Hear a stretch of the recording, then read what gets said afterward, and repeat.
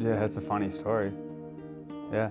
So when I first time I met Zach, I was dating, like 15-year-olds date. So my mom dropped me off at my girlfriend's house, and who happened to be Zach's neighbor. And the first time I met Zach, I was sleeping over at your home. But I had never met Zach before, or Jamie. I was just like trying to hang out with this girl, and then it turned out like I liked those guys as my friends way more. And so that's the beginning of it. So Zach and I's relationship was kind of based out of him being freaking easy to make laugh. I love that about him immediately. I first met Zach when you guys were living off like, was it like Kentucky? Alabama. Okay. And I walked in. I didn't know you had a brother at that point. We just kind of became friends. And I walked in and there was this guy just like laying there. And I'm like, who is this character? And I was like, that is the like sickest widow's peak hairline I've ever seen. Which is like, I'm like, what's up, man? He's like, hey, how's it going? I'm like, you're something. Who are you? It's actually one of my favorite stories.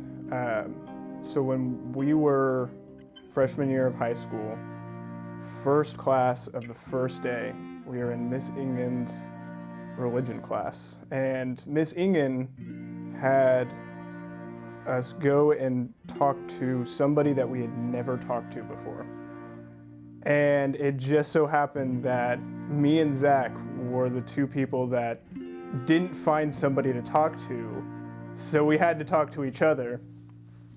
And I honestly, to this day, I don't remember what we talked about, but it was impactful enough to where at the end of the day, when she asked us all what our favorite part of the class was today, Zach's response was, meeting James Alex was my favorite part of the day.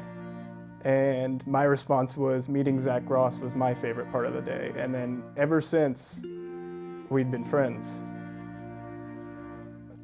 I met Zach in the second grade in Miss Clark's class at St. Paul's. We had instantly just kind of clicked, you know what I mean? There was no days that gone by for us to introduce ourselves. I mean, we were just instantly friends, you know what I mean?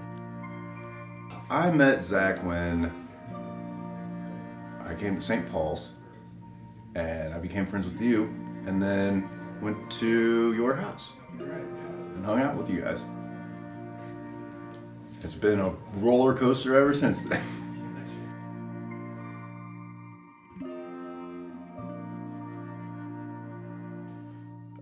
Yeah, definitely. I think it would be Thug's Mansion by Tupac. And I'm sure a ton of people have said Tupac songs because I was a huge Biggie fan before I met him, honestly. And I think it was right around when we started living together as he really like got me into Tupac, and I was listening to it all the time. And I don't know, that acoustic like Tupac really resonated with me, and I just always think of that's my favorite Tupac song, and he introduced me to Tupac, so I'd say that's it. What song makes me think most of Zach? It would be Great Lake Swimmers, Moving Pictures, Silent Films. Ooh, man, that's a tough one. I don't think there is one song, but Zach influenced me music-wise, very much opened up my music palette a lot. Kind of got me more into the rap scene a little bit. You like that Tupac? Not one song, but many different songs.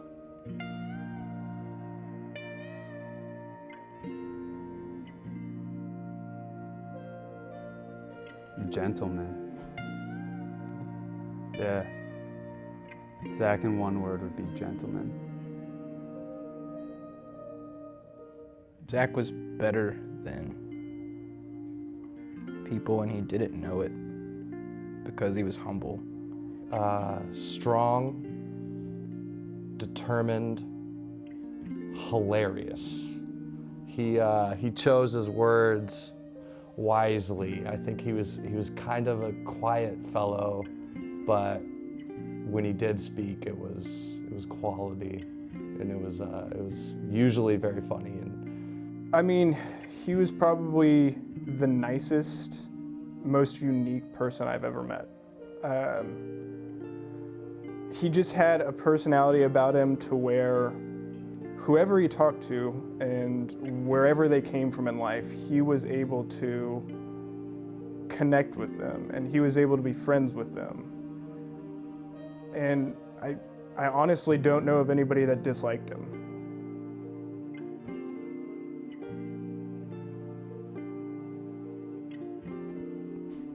So the most impressive thing about Zach would be just a lack of wanting to cause confrontation, and that seemed to just draw not only people to him, but the people around him to each other. Before he ever made any decision, he considered everyone around him. I think the thing that I liked the most about him and I was impressed by was that he always had a great sense of humor. He was always just, he always just had good jokes. He was so goofy. He was just such a goofy dude. But I think the thing I liked about him the most was that he was always willing to laugh at himself, which is pretty rare in a lot of people. But he always found humor in the dumb things he did and just kind of laughed before anyone else would. And it just, I don't know, I always appreciated that in him. That's a pretty rare trait, I feel like, and he exemplified it pretty well.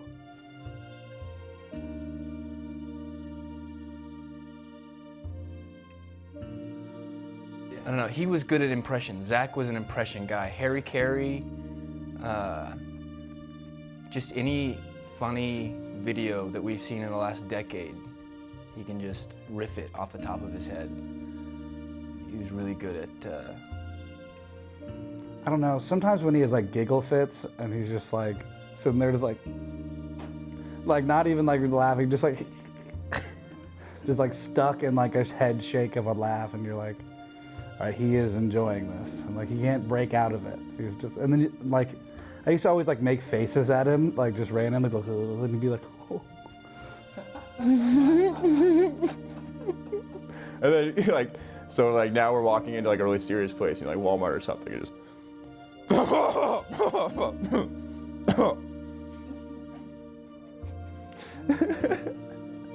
The only one that I can even get close to doing is saying, whenever he'd answer the phone, he'd go, yo!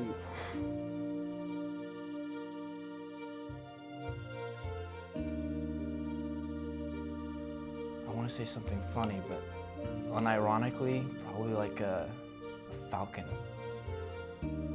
Yeah, probably something really strong and free. Deadly. So deadly. Yeah. Spirit animal? Oh my gosh. All right, so the head of a great white shark, the shoulders of Arnold Schwarzenegger, the midsection of probably Kevin Bacon's legs, I'm gonna go with, and then totally just 90% lion after that. I think it's ironic we were talking about panthers earlier, and I think a panther might fit. It's elegant and smart. Really rare.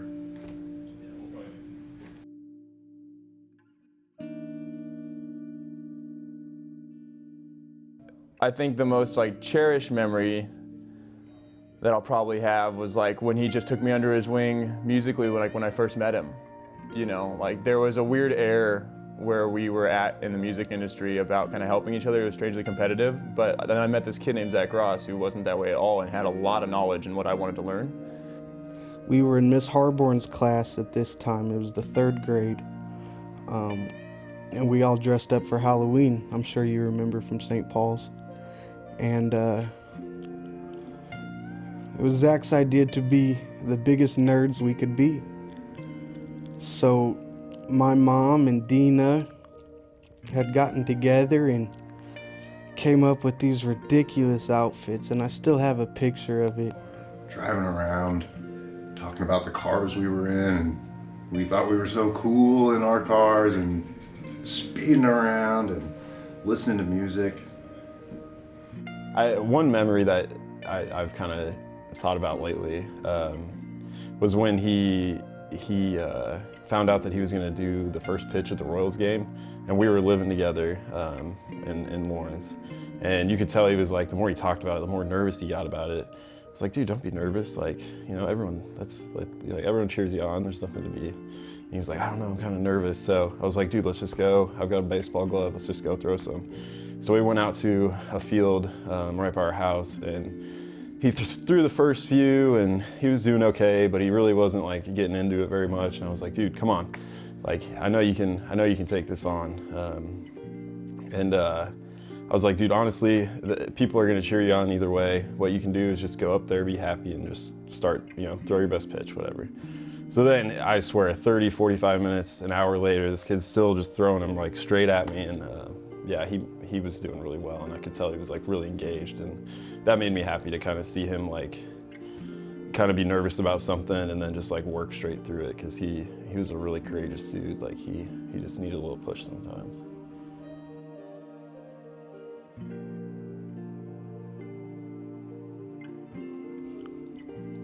You know, the most fun we had was digging into mischief at your old house, man. I think for me, one of the most ridiculous things he ever did was every time he would go and mess with Susie. Man, would he mess with Susie. He would scare the crap out of her. And I was like, the first time I saw him do it, I was like, is this okay? And he was like, yeah, I do it all the time. We were 17 or 18 maybe. One night cruising on a back country paved road. Zach and I were in the bed of our friend Michael's truck as he approached 120 miles an hour. And then he turned the headlights off. Of course, it's at night. And so Zach and I were just freaking out riding in the bed of the truck, essentially hoping nothing bad would happen, and of course nothing did, but that was one of the crazier moments, I would say. Very exhilarating, to say the least.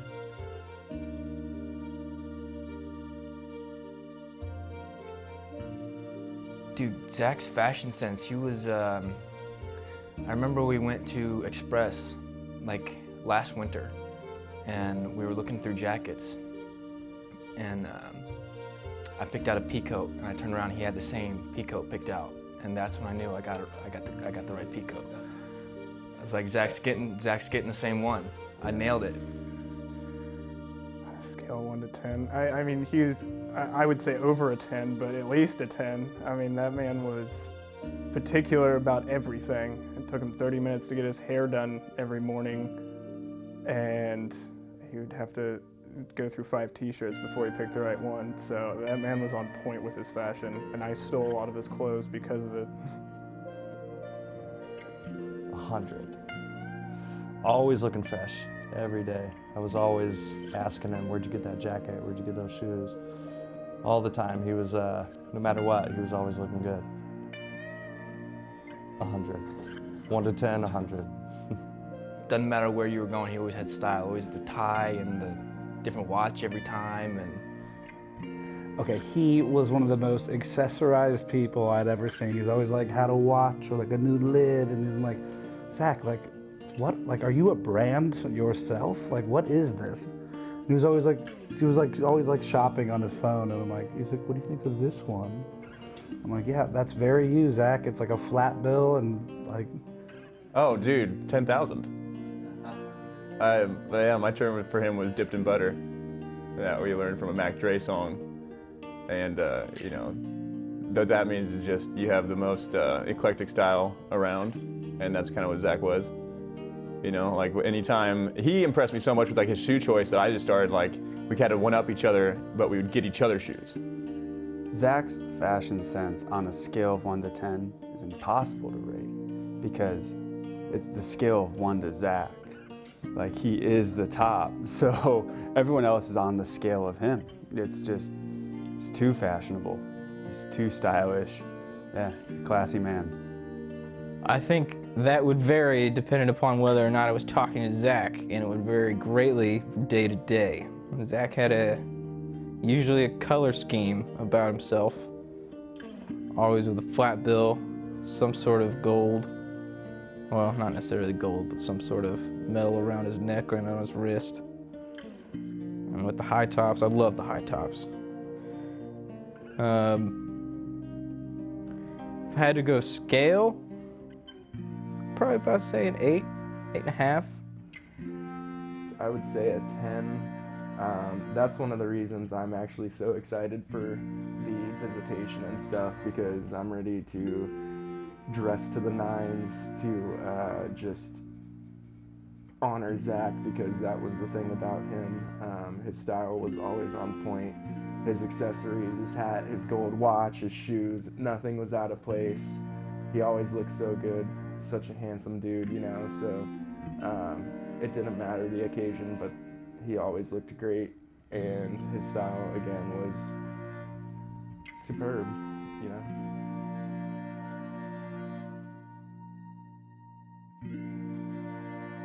No, we're okay, buddy. And it's all gonna be okay. And it's not goodbye, it's only see you in a little bit. And you better save me a spot. You'll always have a place in my heart, and I'll cherish the times we spent together.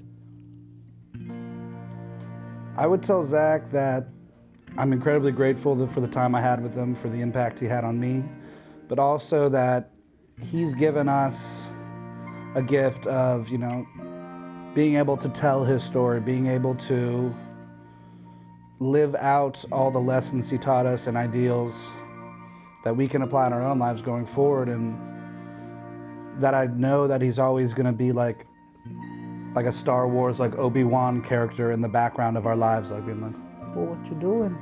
Stuff like that. Like, he's just going to be there. He's always going to have a presence, and that I love him and we all love him, and that, you know, we're just happy that he's, you know, happy that he's at peace and he's, you know, made an impact on all of our lives. The thing I took away from him was don't complain. Someone's always got it worse than you do. Work hard, be motivated, and be a good friend and a good family member. That's it.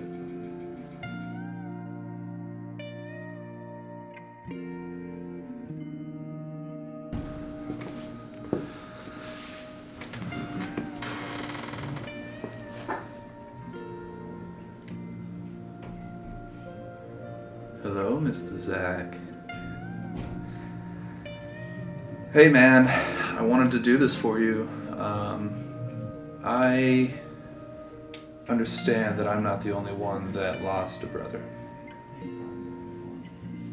You know, I was talking to a lot of these guys between these shots here, and you're still here. You know, we all still feel like a new fire that lives within us, and it gives us strength to move on, not only in our own way, but for you, and be, you know, the best that we could be. We all love you, man, and keep watching over us, keep taking care of us. We'll all see you soon. Thank you, Mr. Zach.